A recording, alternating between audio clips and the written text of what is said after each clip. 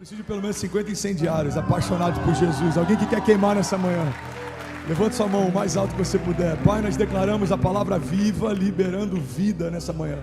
Nós declaramos todo jugo sendo removido, todo cansaço sendo envergonhado. A tua palavra nos garante que o Senhor fez de todos os principados e potestades um espetáculo público triunfando sobre eles na cruz.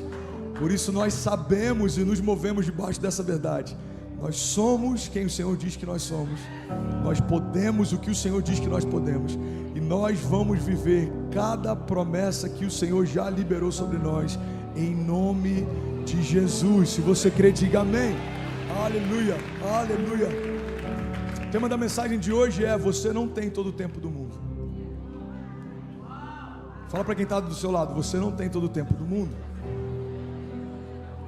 E é interessante porque eu preparei essa mensagem ontem, de madrugada, e hoje pela manhã eu lembrei de algo que eu não tinha ideia. Hoje faz 28 anos que o Brasil perdeu um dos seus maiores heróis nacionais. 28 anos atrás, o Brasil se despedia de Ayrton Senna. E todo mundo lembra o que estava fazendo quando recebeu a notícia. Todo mundo lembra onde estava quando recebeu aquela notícia. A perda de Ayrton Senna, para muitos de nós, foi algo difícil da gente assimilar e acreditar que aquilo realmente estava acontecendo. Tinha muita gente que ainda acreditava que havia uma nova notícia, ou algo novo, ou ele se recuperou, ou algo aconteceu. Mas a grande verdade é que quando ele entrou naquele cockpit, ele não tinha ideia que era a última vez que ele pilotaria um carro de Fórmula 1. Eu lembro que eu preguei algo no dia em que a Marília Mendonça, ela faleceu, e o tema da mensagem era: a vida é um sopro. E a reflexão que eu trouxe para a igreja que eu pastoreio é que, se ela soubesse que o show da noite anterior era o último show, como ela teria cantado, e como as pessoas que amavam a música dela teriam cantado junto com ela. Ela fez um stories antes de entrar no avião, comendo uma comida horrível, e ela brincando: gente, eu queria estar comendo comida mineira, olha o que eu estou comendo. Se ela soubesse que aquela era a última refeição, qual seria a refeição que ela teria feito? Se pessoas da produção que se despediram entre um show e outro soubessem que era o último abraço, como talvez eles teriam abraçado.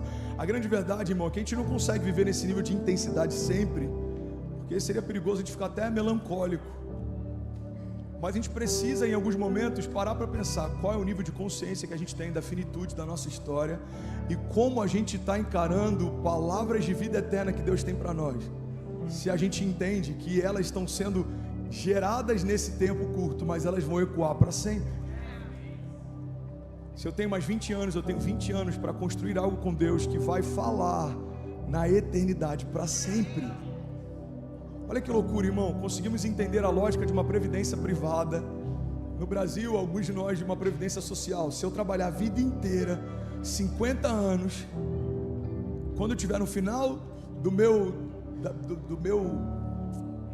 tônus, da minha juventude, eu vou poder usufruir de alguma coisa que o governo vai me dar. E tem muita gente que acha que isso faz sentido. Então eu vou trabalhar muito, eu vou pagar muitos impostos, e no final eu vou ganhar um pouco, e está tudo bem. Essa é a dinâmica da vida. Agora olha que loucura, tem gente que consegue sentir paz numa previdência social, mas ainda não entendeu que o que estamos construindo com Deus é o que vai nos sustentar na eternidade. E essa é a grande diferença entre salvação e galardão. Salvação é um acesso a uma vida eterna com o Pai. Galardão é a recompensa que o Pai vai te dar. Você pode ser salvo sem galardão nenhum.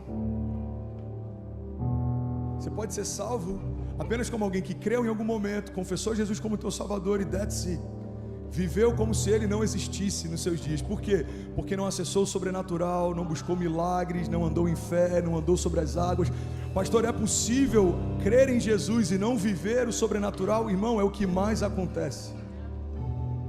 Porque se isso não fosse tão comum, a gente não veria tantas mensagens sobre o poder de cura nos púlpitos e tanta ausência de cura na igreja. Quantas pessoas pregam sobre cura? Quantas comunidades têm vivido cura? Quantas pessoas pregam sobre prosperidade? Quantas comunidades têm vivido prosperidade? É possível, irmão, aceitar a Jesus e não caminhar e construir algo com Ele. É possível ser salvo em Jesus, mas não governar com Ele. É possível. E o que eu quero compartilhar com você nessa manhã é algo que é o senso de urgência que me move, é o senso de urgência que faz com que eu faça o que eu faço, do jeito que eu faço, na intensidade que eu faço, porque eu não sei até quando eu vou poder fazer. Eu sei que para alguns esse assunto incomoda. Pastor, você fala demais disso, irmão. Eu estou falando enquanto eu posso. Em algum momento eu vou parar de falar e alguém vai se lembrar do que eu falava. Uau, parece que ele sabia que era o último ano dele. Cara, que loucura, parece que ele sabia que era a última cruzada. Parece que ele sabia que era a última mensagem. Irmão, isso nada mais é do que humildade. Humildade, você entender que o Criador tem controle sobre a tua vida, entende qual é o final da tua história, mas você não foi dado o direito de saber. Então, porque eu não sei quando é o último dia, eu preciso ser intencional na construção da minha história com Deus, como se cada dia fosse. Um dia a gente acerta. Um dia a gente acerta. Irmão, olha para mim. Por que eu estou falando sobre isso? Porque tem uma geração de espectadores enchendo igrejas, mais uma pequena porção de filhos construindo algo com Deus. Estar numa igreja não te torna alguém pleno em Deus.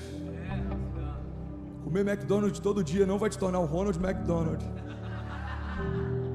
Comprar uma ação da Apple não te torna sócio dela.